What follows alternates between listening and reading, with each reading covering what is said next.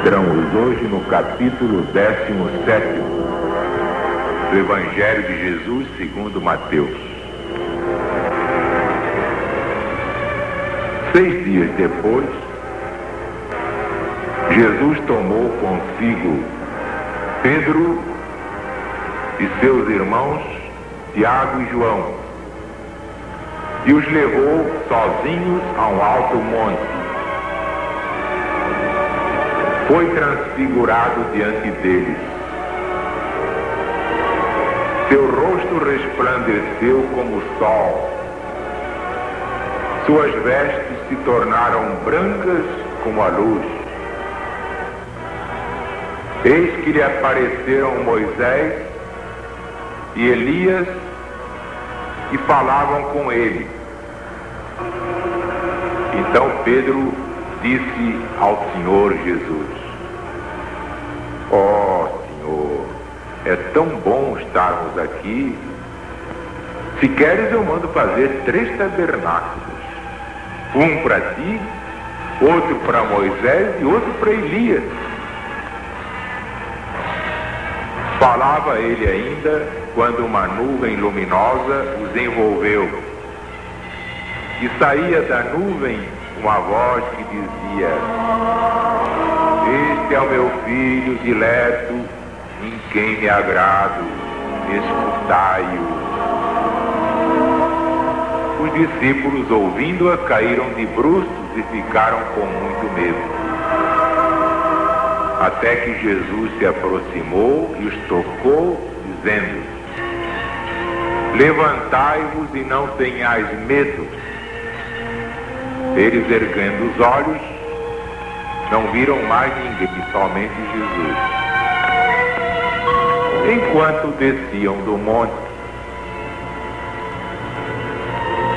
Jesus lhes ordenou: não conteis este fato a ninguém, até que o Filho de Deus ressuscite de entre os mortos. Os discípulos perguntaram: Senhor Jesus, por que dizem os escribas ou doutores da lei de Moisés que Elias tem que vir primeiro? Jesus respondeu: na verdade, Elias tem de vir para restaurar todas as coisas. Eu vos declaro, porém, que Elias já veio, não o conheceram, e ainda lhe fizeram tudo quanto bem fizeram. Assim também o Cristo de Deus há de padecer nas suas mãos. Então os discípulos entenderam que Jesus tinha falado a respeito de João Batista.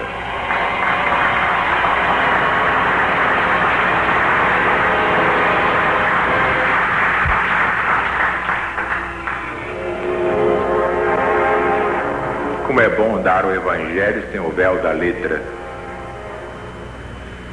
O Evangelho que o povo entende e diz: ah, agora sim, mas não me explicaram isso.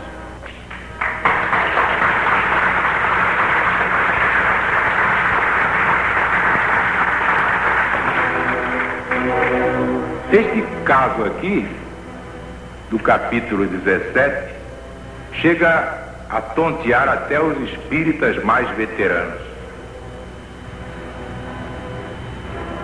Como é que pode? Então Jesus estava lá, foi transfigurado. De repente os discípulos Pedro, Tiago e João olharam e viram Jesus com Moisés e Elias. E não entendem esta passagem. Que para entender é preciso mesmo ter conhecimento de causa.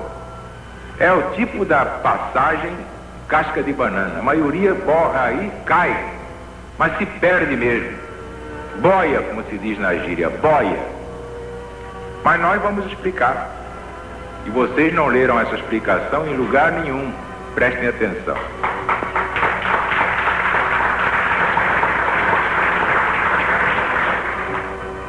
Vocês já viram a passagem de João Batista, degolado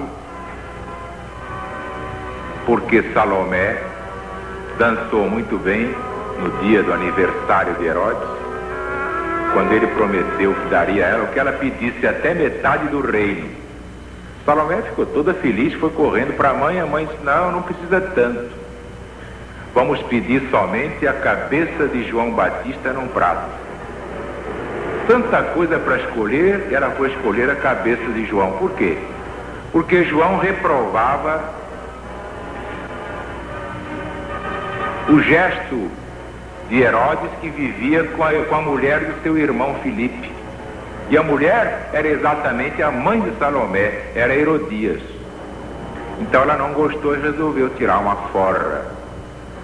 Mas também acabou degolada numa outra encarnação. Engraçado, né? Porque quem degola será degolado. Essa é a lei.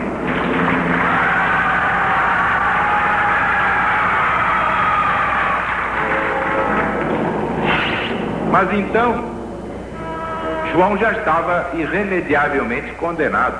Jesus, sabendo disso, sabia também que o espírito, por mais elevado que seja, quando entra nesse caixão de defunto chamado corpo humano, entra assim numa espécie de cortina de fumaça, esquece muita coisa e às vezes tem a impaciência dos homens comuns. O espírito só é ele mesmo quando está longe do corpo. O corpo é a pedra de tropeço. Por isso muito santo faz besteira. Muito santo faz besteira. E isso é comuníssimo. Então, o que aconteceu? João era o maior dos nascidos de ventre de mulher.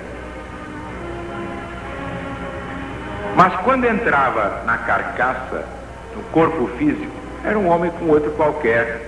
Estava sujeito a falhar na hora da dor, na hora do golpe. Ora, ele ia ser degolado. Isso podia custar até uma escorregadela de mau jeito. O que fez então Jesus com o poder que tinha? Preparou o espírito de João para a degola. Como?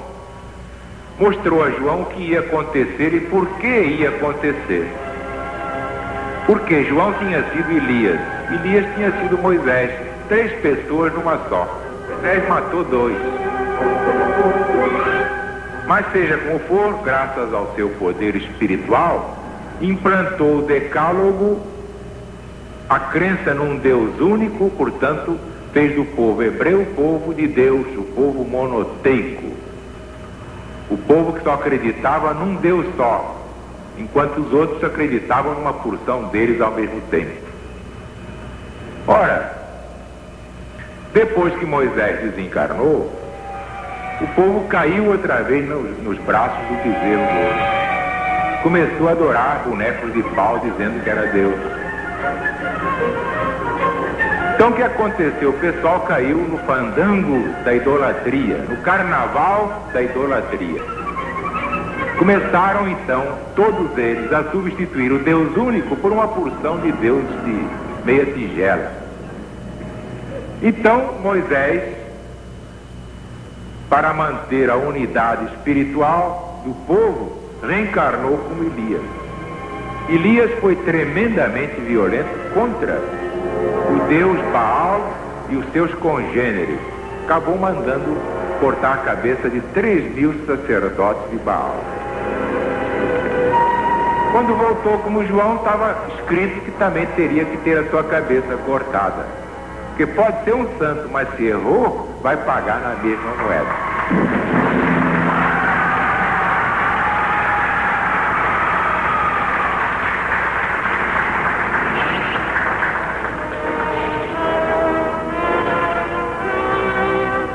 Agora vejam que coisa interessante. Depois, naturalmente, daquela voz, este é o meu filho amado, escutai-o. Os apóstolos, que eram muito valentes, ficaram apavorados e caíram de bruços. Tremendo, feito vara verde. Mas então Jesus tranquilizou-os. Não tenhais medo. Aí eles se levantaram e só viram Jesus. Então foi quando fizeram aquela pergunta. Não está escrito que Elias tem que vir primeiro? Quer dizer, só aceitariam o Cristo profetizado no Velho Testamento desde Moisés se antes dele aparecesse Elias.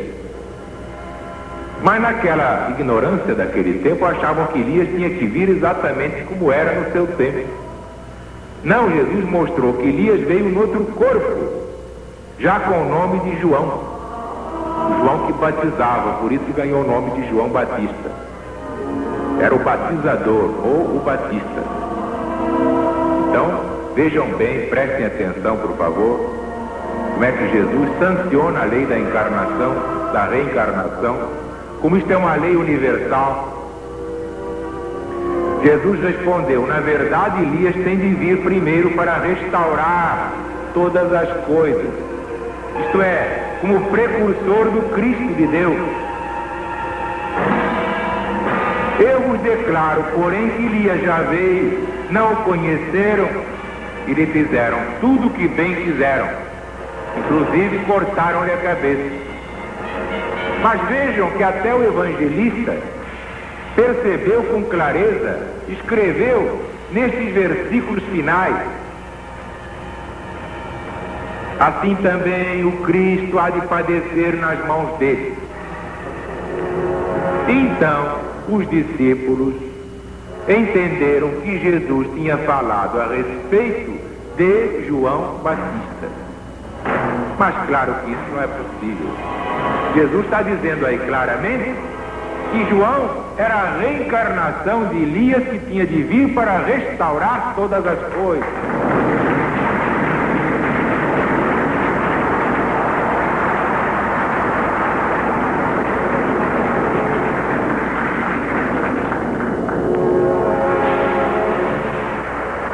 Não sou eu, estou inventando nada. Está no Evangelho, para quem tem olhos de ver. Uma vida só não dá para um espírito evoluir. Uma vida só é o selvagem antropófago. Vocês querem ver, eu dou sempre ilustrações para a pessoa compreender bem. Eu quero é falar a linguagem do povo. Senão ninguém entende e não me adianta falar aqui bonito, floreado. Vocês pegam, por exemplo, um selvagem antropófago, dão um banho nele, deixam o cabelo crescer à moda da casa, botam um smoking no homem e o levam para um baile no Itamaraty. Ele continua grosso como é na tribo em que viveu e nasceu, etc. Agora vocês pegam um ministro do Itamaraty, ponham o homem nu na tribo selvagem, façam aquelas tatuagens, ponham um brinco no nariz dele, outro nas orelhas, aquelas coisas que eles usam lá, né? E o que adianta? O ministro continua civilizado, destoando dos demais. Por quê? Porque o selvagem tem ainda 1, 2, 3, 4 encarnações. O ministro já alcançou 20, 25, 30, 40. É só isso. Todos vocês vão ter o gênio de Rui Barbosa. Todos vocês, sem exceção. É que vocês não tiveram ainda a soma das reencarnações de um Rui Barbosa.